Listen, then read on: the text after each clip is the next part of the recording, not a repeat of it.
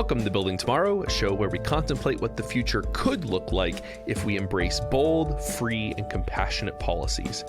Our last episode was about how immigrants built Silicon Valley, something that was possible because of significant border deregulation in the 1960s. And if you enjoyed that episode, go give us a good rating on iTunes, wherever you get your podcasts. For part two of our investigation, we're going back to college. You know, that place where you played beer pong, tailgate at football games. Hit the books in the library every night and studied hard to make your parents proud of your excellent grades, right? Our university system, it really is a marvel, a destination for students from all over the globe. But the university we're familiar with today looks radically different from American universities of the past. That's a product of changes in the mid-20th century that not only created what are known as research universities, but also generated a tremendous amount of innovation. Silicon Valley would not have existed in its current form without them. The most famous of these newfangled universities was Stanford University, which grew from an educational backwater into the beating heart of Silicon Valley. Now, this would have astonished Americans in the early 20th century, who would have assumed that Boston area schools like MIT and Harvard would continue to dominate scientific research. To figure out why Stanford specifically, and Central California more generally, played such a surprising role in America's innovation economy, I needed to find an expert. So I decided to talk with Margaret O'Mara, a professor of history at the University of Washington and the author of a recently released Penguin Press book, The Code: Silicon Valley and the Remaking of America. Welcome to the show, Margaret. It's great to be here. Thanks for having me. Okay, so we're talking about Silicon Valley in a particular location in California. Of course, that's not the only tech hub in the U.S. In fact, long before Silicon Valley was synonymous in people's minds with technology innovation, there was the Route 128 corridor outside Boston that had that distinction because of all the research at MIT, Harvard, and major corporate research labs. So why was it that the baton was, in a sense, passed? Why didn't Silicon Valley just grow in Massachusetts or expand in Massachusetts rather than why did it move to California? That's a great question. Yeah, if you go back 100 years when, there was a lot going on in Boston, Harvard, MIT, early companies like Raytheon that were spinning out of those institutions. And meanwhile, out in the valley, it was best known for growing fruit. It was the nation's capital of prune production. That was really what made its name. But where things started to turn significantly was with World War II and the Pacific Theater, which, of course, there's a great deal of military activity up and down the Pacific coast before the war, but particularly escalates during the war. And then after the war, of course, the World War II is succeeded by the Cold War, and an unprecedented turn by the U.S. government into not only kind of ongoing enlargement of military spending and the growth of what Dwight Eisenhower famously dubbed the military-industrial complex, but also the U.S. for the first time getting in the business of supporting and investing in basic scientific research and development and education.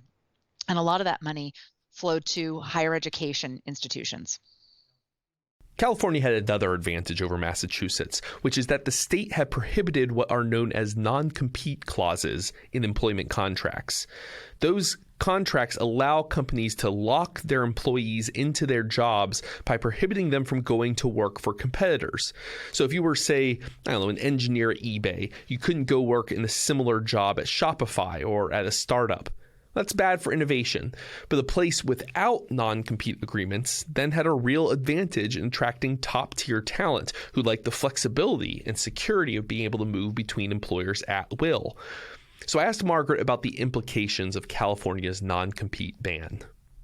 Yeah, so when you ban non-compete agreements and look for, most of the states in the United States don't ban them, but essentially you allow people to hop from one company to a direct competitor without being penalized.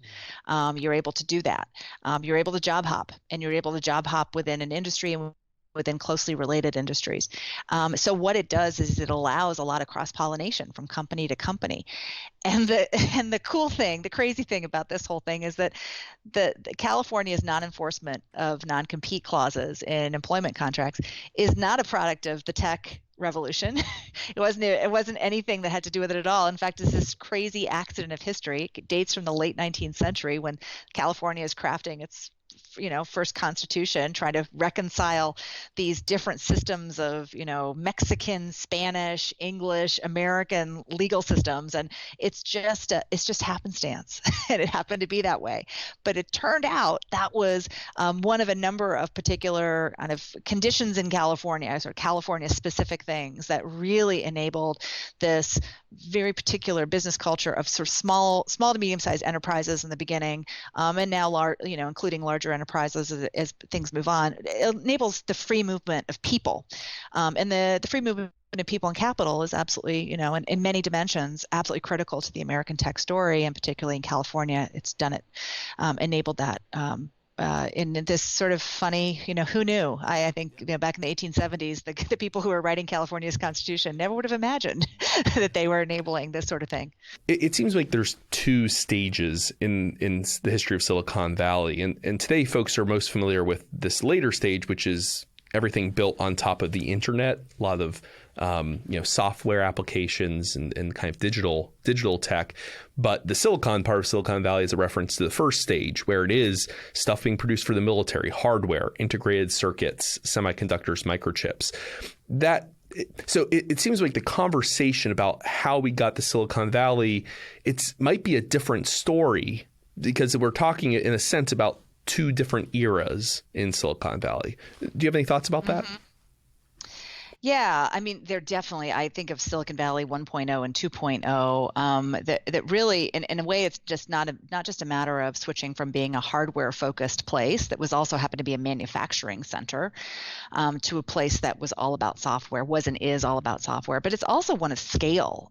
If you look in, really up through the 1990s, I mean, the Valley was, it wasn't unimportant. It was, making important things that a lot of people used. It had these companies that were on the covers of magazines. It was a big deal. But and I really only fully kind of realized the difference when I was putting the book together, which starts in the 40s and ends with pretty much yesterday.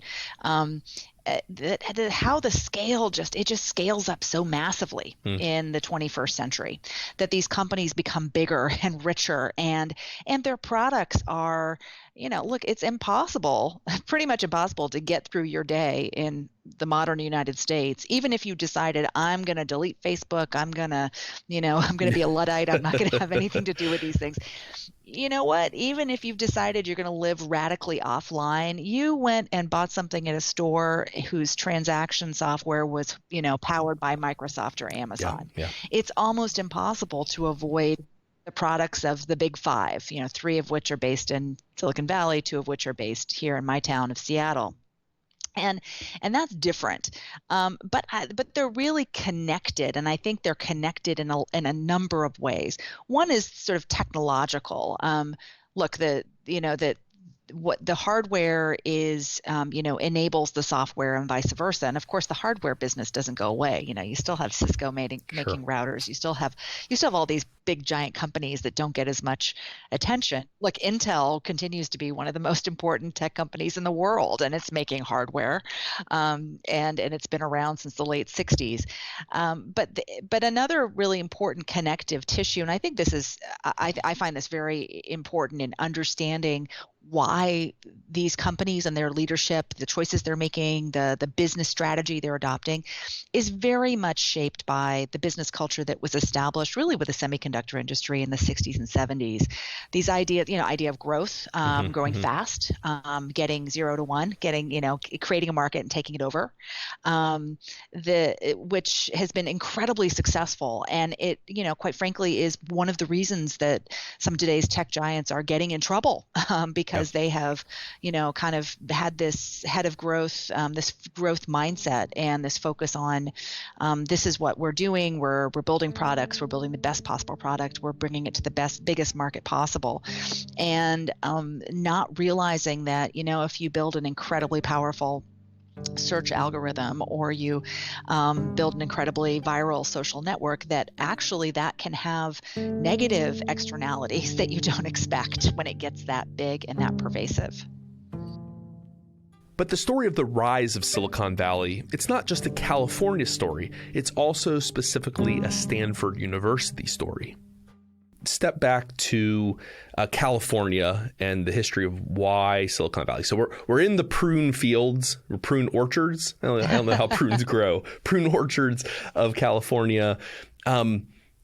You have Stanford University there, but you actually have a great line in your book. Like today, we hear the word Stanford and we think, like Ivy League, high, top tier university. But you have a line in the book where you describe Stanford as, quote, outsiders were a touch more surprised by Stanford, once written off as the sentimental folly of a 19th century robber baron and his wife, a school best known for its pretty scenery, rugged football team, and Herbert Hoover, which is a great line. So Stanford's there. Stanford plays an important role in the story. How does Stanford become that kind of central player? Yeah, Stanford plays an absolutely critical role in this story. It's the hub, and it's not just the institution. It's the structure of the institution, which was set up by that sentimental robber baron Leland Stanford and his wife Jane, and also by the leadership, the mid 20th century leadership, the choices that individual leaders made at Stanford to really remake it into what became the ultimate Cold War university. If you dial back to Stanford's founding, and it opened in 1890. It was you look at its founding grant, which actually you can go and Google, you can find it online. It's really interesting to look at the document itself. And it's very, very different from, say, the founding mission or the guiding mission of Ivy League schools like Harvard. Harvard and Yale were founded in the 17th century to educate future clergymen and lawyers. They were liberal arts institutions for the elite. Yeah. And they've had a certain, their mission has been shaped by that subsequently. Stanford, on the other hand, was a product of the 19th century industrial age. It says explicitly in the founding grant, I'm going to paraphrase this, but effectively, the purpose of this university is for its students and graduates to bring something useful into the world. And there was a great deal of latitude. When you get sort of fast forward half a century, this is an institution that on the outside kind of looks like a lot of other and is trying to be like a lot of other elite private institutions, but hasn't quite gotten there yet. But there is a lot of latitude that its leaders have in kind of how it structures itself. There are no rules on kind of, making sure you have, a full roster of humanities departments, for example. And so a really instrumental person in the story is a guy named Fred Terman, who was actually a born and bred son of a faculty member at Stanford, who becomes a faculty member there, an electrical engineer, and becomes dean of engineering, and then later becomes provost. And during World War II, he is back in Boston, actually, in Cambridge, working like many other engineers on the war effort related to the Manhattan Project and other things, and an effort that was led by Terman's graduate advisor, a guy from MIT named Vannevar Bush, with a very funny first name. And Terman realized that Bush was working with Presidents Roosevelt and Truman to build a permanent science complex where the government was going to start on a permanent basis putting a lot of money into colleges and universities, and both as contractor and also for education. And so Terman comes back to Stanford in 1945 and says, we got to get in on this action effectively. This is going to be our ticket. And so he, working with the then president of Stanford and other leaders of Stanford, really remade the entire curriculum, beefed up physics, beefed up engineering, built whole programs that were centered around cutting edge digital technologies like silicon semiconductor manufacturer, and really became a leader and a partner with industry, and partnered with industry in ways that were unheard of at the time. And I don't want to advocate, I don't think every public or private university should, want to do exactly what Stanford did. They kind of made some sacrifices along the way. You can't be good at everything. And it was and is a very technically focused institution. And that's not necessarily what, say a public university like the University of California at Berkeley was able to or should do. There's a public mission of higher education that sometimes can go against this, very utilitarian, build it up so you're the ultimate in electrical engineering and physics. Some people say, well, why didn't Berkeley, Berkeley's absolutely really critical to the tech story. But Berkeley functions in a very different way than Stanford does, in part because it's a public university. And Stanford, as a private institution, had a great deal of latitude to remake its curriculum, to focus, to build up its focus on sciences and engineering in a way that was absolutely perfect for the times, took advantage of all of this money flowing westward from the Defense Department and the what was the Atomic Energy Commission, which is now the Department of Energy, all of these big federal agencies that are just pouring money into advanced scientific research and development. And Stanford just saw that opportunity, and its leaders grabbed it and ran with it. And that flexibility is, I mean, I was struck reading your book. Terman and I suppose others in leadership there really were willing to try new things. I mean, one of which was not just an academic department, it was their Office of Technology Leasing, which from what I can tell, I mean, these days, most schools have one of these units that license their research out to corporations. Maybe explain for our audience, what are those? Why was this such a pioneering thing that Stanford was doing? I think theirs is 1970. Yeah, and so Stanford was ahead of the game, and it was not alone in thinking about ways to commercialize the technologies that are coming out of its labs. And this sort of story of tech transfer is it's an IT story for sure. I mean, Google's foundational technologies were licensed by Stanford and greatly enriched Stanford when Google went big. But it is also very much a biotech story. So I think that this is where we get into another, core industry that's growing up in and around the Valley, and other parts, other tech hubs during the 70s and into the 80s, which is biotech. That is one, when you're thinking about computer hardware and software, the story is not just that of the technology itself, it's also the people who develop and build that technology. And on the IT sort of that side of things, Stanford's perhaps greatest spinoff has been the people, its graduates, the people who graduated from there, not necessarily the things that were germinated in its labs. But on the bio side, you have to have you need to have a lab to develop the foundational products for biotechnology. It's a very different process of product development and marketing, and it's a longer time frame. And that is where making it easy for the products of government-sponsored university research to be commercialized was absolutely instrumental in encouraging a revolution in biotechnology and then seeding a whole new set of companies, both in the Valley and elsewhere, that have transformed medicine and also have been incredible business success stories on their own. Now, Stanford made those changes for a pretty basic reason. It was the Great Depression. Finances were tight, and so the university sought corporate sponsors for basic scientific research. Later on, as we'll discuss in our next episode, they looked to the military for funding, which had all kinds of ramifications for good and for ill. Incentives do matter. But that's not only true on the institutional level, it matters on the level of individual researchers as well. And those individual incentives were about to drastically change. You see, prior to the 70s and 80s, a university-based scientist received relatively little financial reward for the research they performed. Now, sometimes corporations would buy patents off of researchers, but the big companies had all the leverage in the negotiations. On the other hand, if you took government research grants, the laws that then stood said that the government owned most of the resulting patents, leaving nothing for the researcher themselves. But in the 1970s, two things changed on both fronts. First, in 1970, Stanford created the first Office of Technology Licensing, which was a university clearinghouse for patentable research. If your research led to a patent, in exchange for splitting any proceeds from that research 3 ways between the researcher, their department, and the university would license out the use of the patent, though not ownership, to companies that wanted to use that basic research. The other change came in 1980, when Congress passed a key bipartisan piece of legislation called the Bayh-Dole Act, which meant that the government no longer claimed patent rights for projects supported with government grants.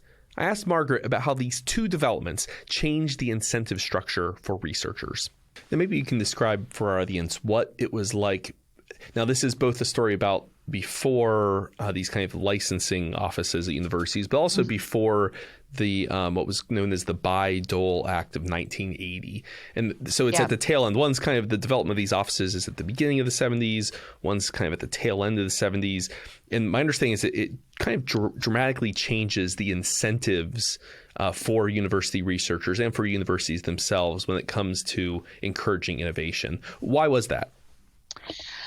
Well, it's interesting. It sort of turns. It's a real kind of reformulation of what government-funded research is for. And when you go to the 40s, the 50s, the 60s, government research was or academic research sponsored by government contracts was not seen as a pathway to future entrepreneurship and wealth building. It was competing with the Soviets in scientific production and building better guns, building up the science complex of the United States.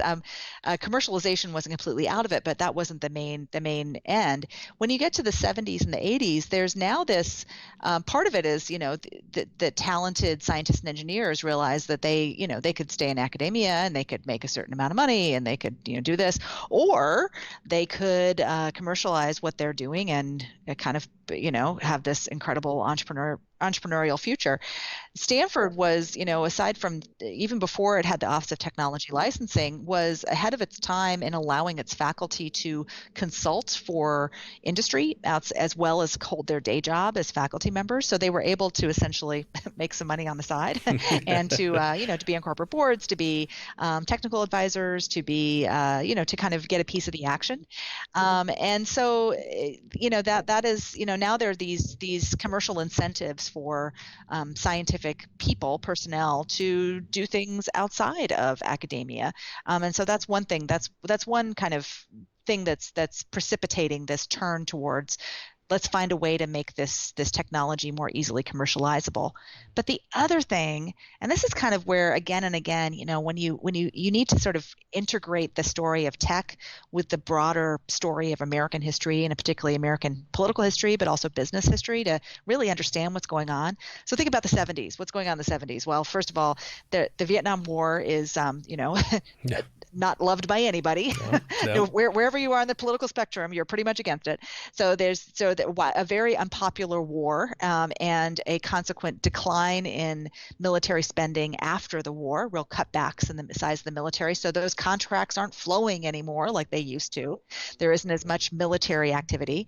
A pivot during the Nixon era towards government investment in health, creation of the NIH, these other health agencies that are seeding new discoveries, again, kind of having the stimulating new innovation that is potentially commercializable. And then you have a kind of crisis in American business, right? American manufacturing. You've got competition from Japan. You've got oil crises, stagflation. And so policymakers in Washington, and we see this throughout the kind of Nixon and the Ford administrations, but also into Carter, are like, okay, what can we do to stimulate a new generation of industry, and how can science-based industry help bring the economy back? And so all of these things are feeding into increased pressure for the rules to be changed on how all of the what's being conceived in university labs, how you can commercialize it. And a lot of the big universities that have a lot of research, University of Wisconsin was really ahead of the game, was really the first mover in technology, creating sort of a tech transfer office, but also Stanford, MIT, other big dogs are starting to do some of this commercialization that really went, by the time you get to Bayh-Dole in 1980, it is it kind of universalizes something that some of the elite research institutions have already figured out a way to do. It's significant that Bayh from Indiana and Dole from Kansas are the two sponsors of it. The reason that they were in it was not just because they cared about the commercialization of scientific research, but also because they wanted the universities and institutions in their states to be able to share in to as commercialize as easily as these other big players were doing. And so in a way, it was a kind of effort to democratize the process of commercialization and spread it across the country.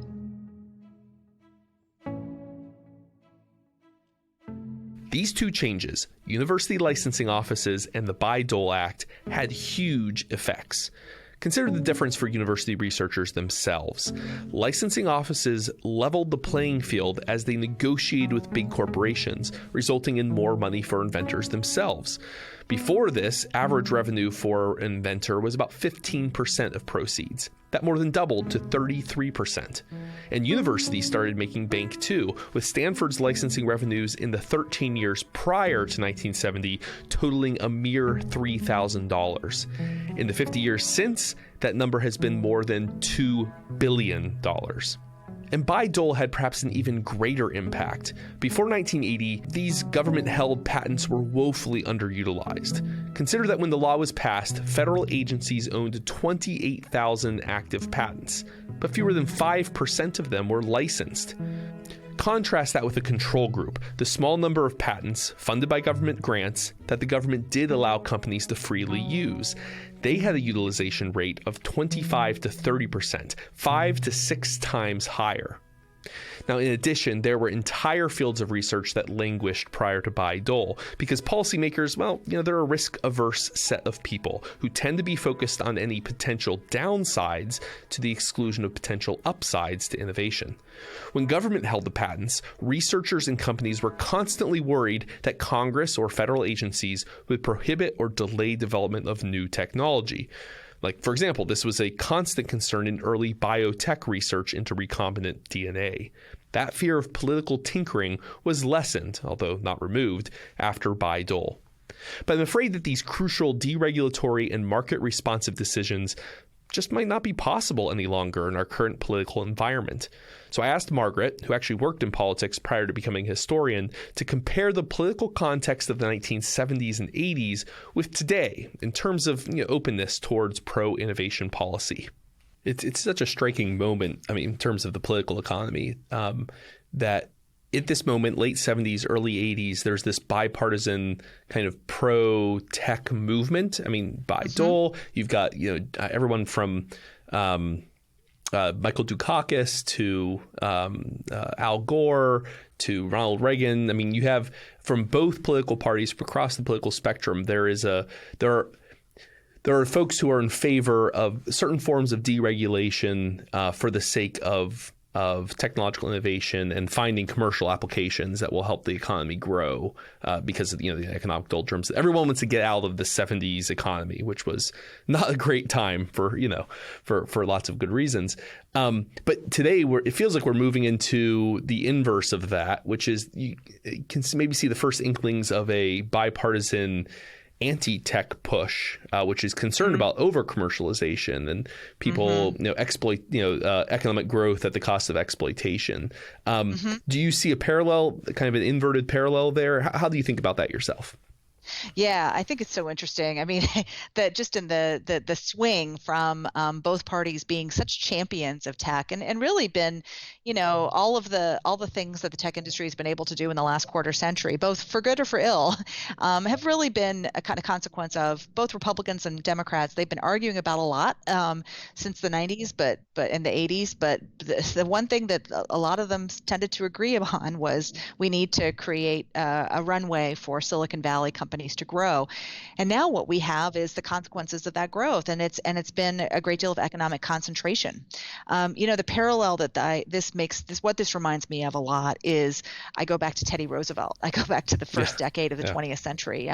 This reminds me a lot of the political dynamics that we saw in the progressive era, the response to the first Gilded Age, the growth of a whole set of new tech, high-tech industries, railroads, steel, oil, brand new industries that hadn't existed before, that had grown in a essentially deregulated environment to become enormous and to become inescapable, right? An American of 1905 could not go to the grocery store without, having to pay prices that were essentially set by, the Sugar Trust or one of these giant conglomerates. They couldn't get on a train to go to the next town without, the ticket they were paying was set by these giant railroad companies, and on and on and on. And so, there's a political backlash to that. There's on both parties, you go back to the first decade of the 20th century, you have Teddy Roosevelt, and you have Woodrow Wilson, both with sort of different ideas about the means to the way to respond to the growth of large companies, but both have regulatory responses of some kind. Roosevelt is less a trust buster than he gets a reputation for. He was more of a regulator. He believed in guardrails. You could be big, but you just need to have some rules of the road. Where Wilson was a Jeffersonian all the way. He wanted to small, break them up.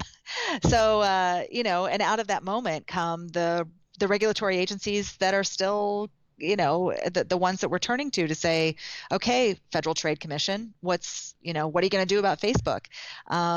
So I see, in a way it's not surprising to me that this has been the response and that it's a bipartisan response.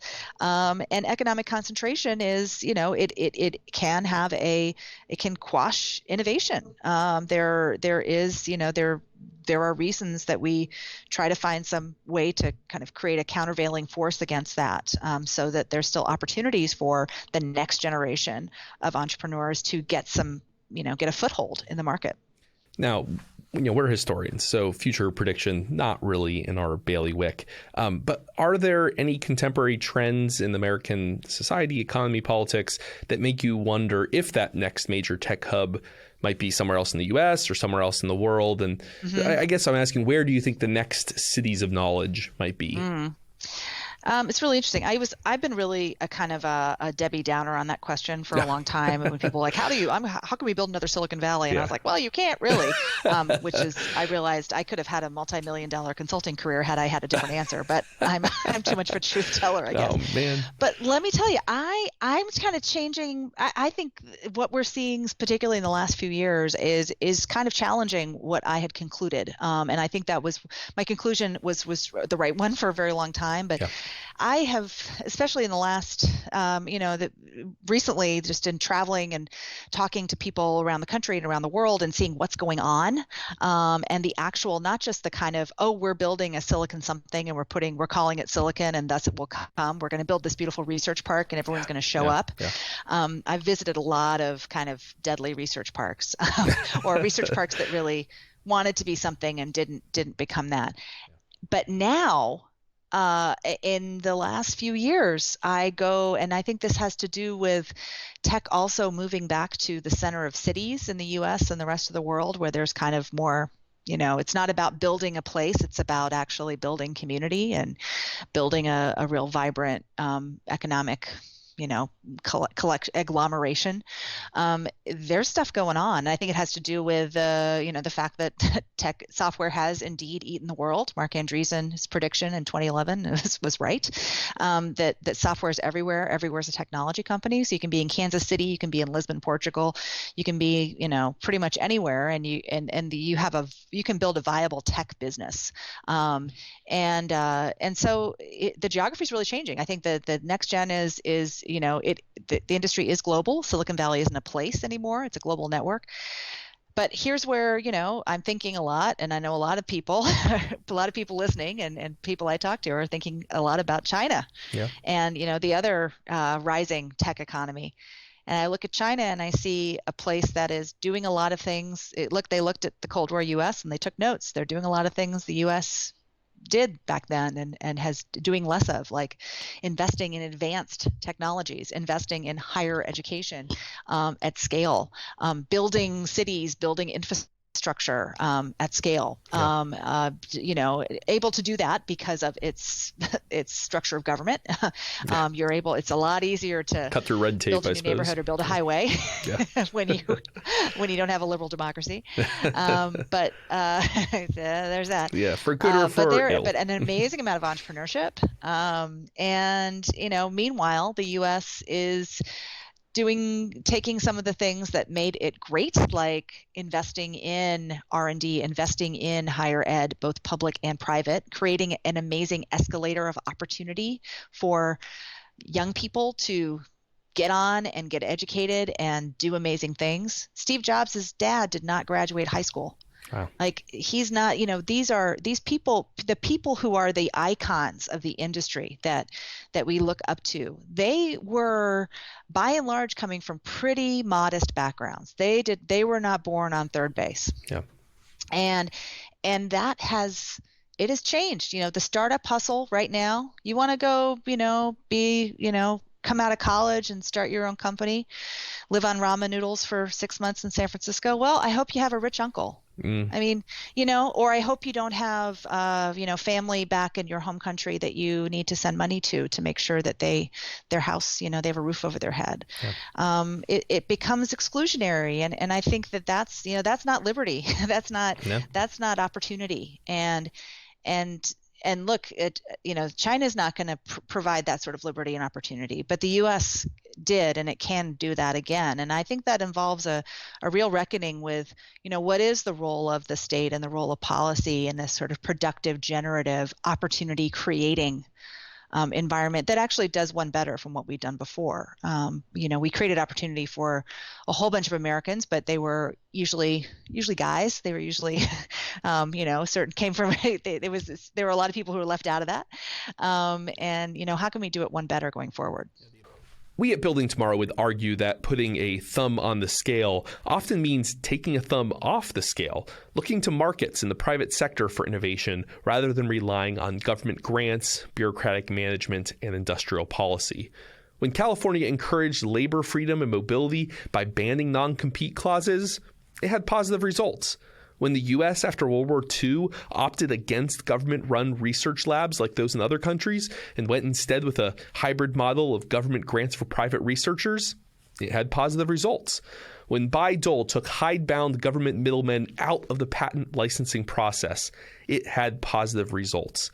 Incentives work, markets work, and the resulting efflorescence of spontaneous order that erupted in Central California sure worked, beyond the wildest imaginings of even the most optimistic observers back in the day. In any case, that's our show. We'll return in 2 weeks with the final episode in our Silicon Valley series. Until then, be well. Thanks for listening. Building Tomorrow is produced by Tess Terrible.